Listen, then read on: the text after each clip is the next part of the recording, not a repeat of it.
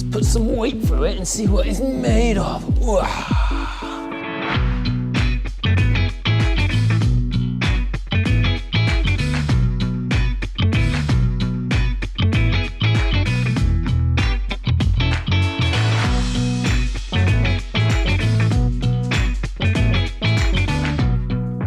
Welcome back to another episode, guys, where today we are unboxing this N&C Sit Down Jetski stand. Now this stand is specifically designed for the beach or the lake. Now for me, every time I go to the lake, every time I come off the jet ski, I kind of have to hold the ski. I do have an anchor and a buoy, but for me, I don't like seeing the jet ski all move around. So once somebody locks it down in positions, I've wanted to get one of these for a while, but I thought I'd show you guys the unboxing because there's not that many videos on the internet showing sort of what stands there are. Now I was going to make a DIY video, which I'll show the details briefly here for, which you can make out of PVC pipes and stuff, which would have been quite fun and things, but the raw materials for that, by the time you bought all the connectors and things, would have probably been around sort of 40, 50 pounds. So at least this is specifically designed for the task at hand. So let's unbox it.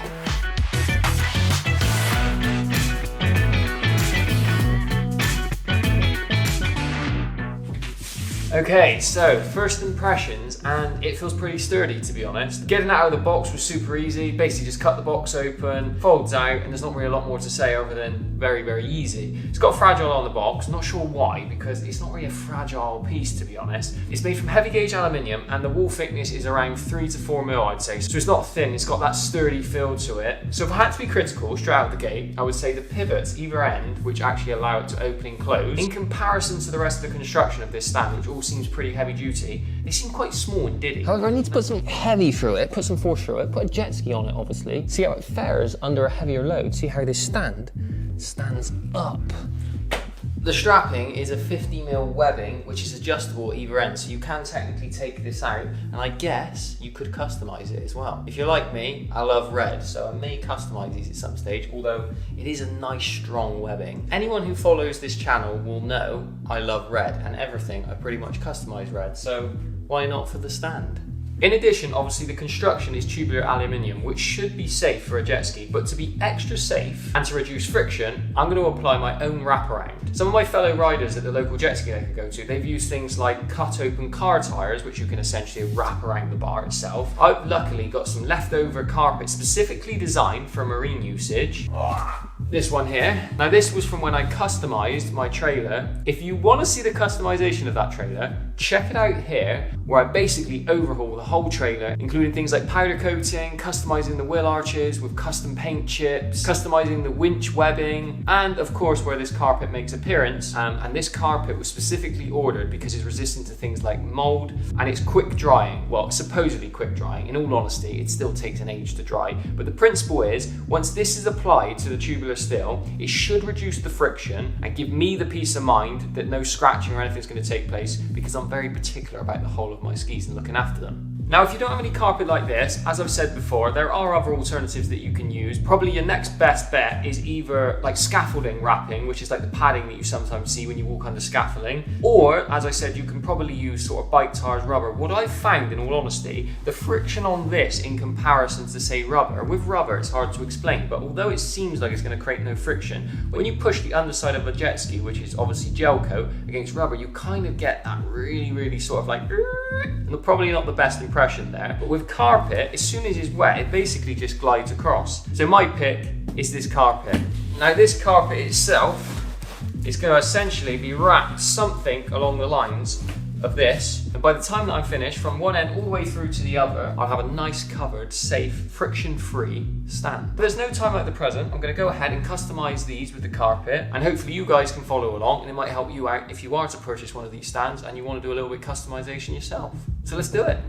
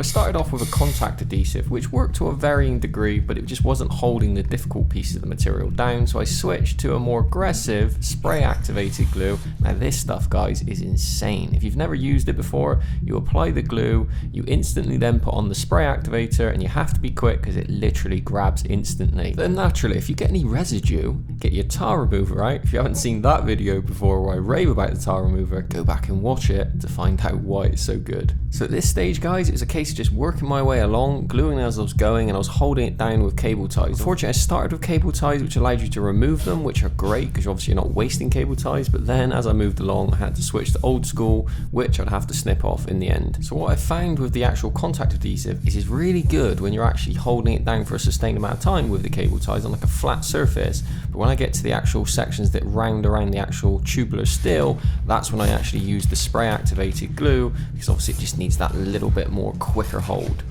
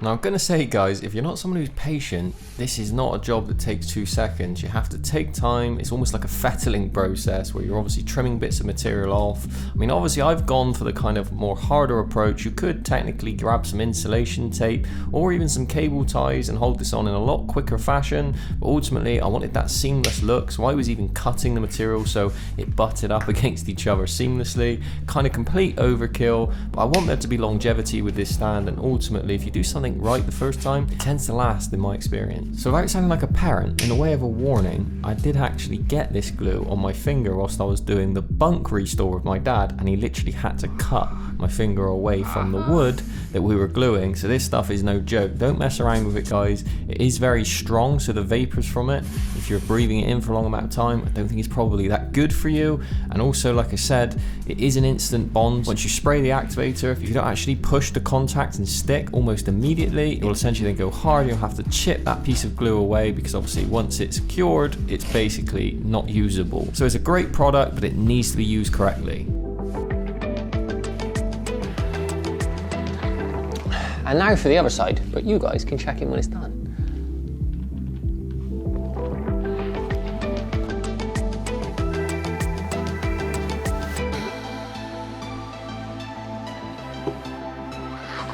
Trusty old tar remover. 2 hours later, note to Joe, don't get so enthusiastic with spraying the spray adhesive. Looks like fun string when you were a kid. But I'm very, very happy with the results. As you can see, it looks as if it's factory. Now you can see why it doesn't come from the factory, this carpet, because it's quite a lot of effort and it needs quite a lot of glue. This is empty. I've used pretty much a whole can, although I can't quite wrap my head around why that is empty and that's got half left. Maybe you're supposed to use more of that, but that seems mad.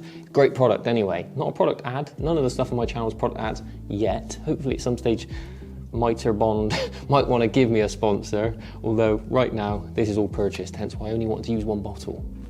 So guys, I hope you enjoyed this episode. It's a bit of a different one again. Like I said, this series is going to be much more about sort of 101, things that go along with jet skiing, and I'd like to think a jet ski stand couldn't get much closer to what goes along with jet skiing. For me, for so long, I've kind of made do with what I have, but now I've gone up in the world. I have this fancy jet ski stand and it's customised just to my standard. Quite irritatingly though, whilst I was doing some research for this video, I went onto eBay and I noticed that N&C looks as if they've started to do customised colour ones, although they are rubber, not this fancy carpet. So it was still worth the effort. So what do I think of this stand? Is it worth £180, which is quite a lot of money? In all honesty, it is a thick gauge aluminium, so you are getting quite a lot for the money in the sense that it's not a cheap material that's being used. That being said, as I touched on earlier in the video, I would have liked to have seen slightly thicker bolts being used, just for that peace of mind that they're not going to give in over time. Obviously, if you're putting this in salt water, going to rock and fall off this, like with anything, including jet skis, you need to wash it down right, because things are going to start to rust. Not the actual main body of it, but obviously the bolts will start to rust. Yes, you can change them out, but they would be the one weak area. But overall, the stand, I'm pretty happy with it. It's lightweight, easy to throw in the back of the car. Now that I've added the carpet to it, I think it's a pretty complete stand. So guys, I hope you enjoyed the episode. I hope you're liking this 101 series, starting with the hose video. If you haven't watched that one, check it out here. And now this stand one, I've got lots more coming, lots of interesting things associated to jet skiing. So obviously do the usual thing, hit the subscribe button. It really does help me, and share it to all your friends so they can see a nerdy jet ski stand. And there's tons of other content on the channel. So if you like two strokes like me, it's full of two-stroke content. So what are you waiting for? Hit the subscribe button, show me some love, and let's keep the classics alive.